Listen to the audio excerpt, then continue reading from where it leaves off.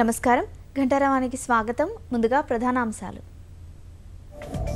రేపు రాష్ట్ర మంత్రివర్గ సమావేశం గ్రేటర్ ఎన్నికే లక్ష్యంగా వరాలకు అవకాశం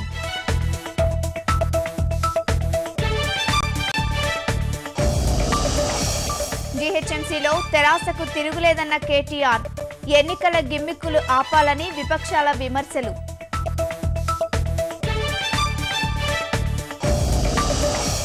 నిరంతర సరఫరా లక్ష్యంగా పనుల వేగం పెంచండి విద్యుత్ ప్రాజెక్టుల నిర్మాణంపై సీఎం కేసీఆర్ ఆదేశం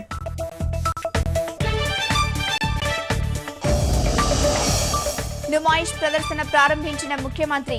సొసైటీకి మైదానం అప్పగింత ప్రక్రియ పూర్తయిందన్న ఈటెల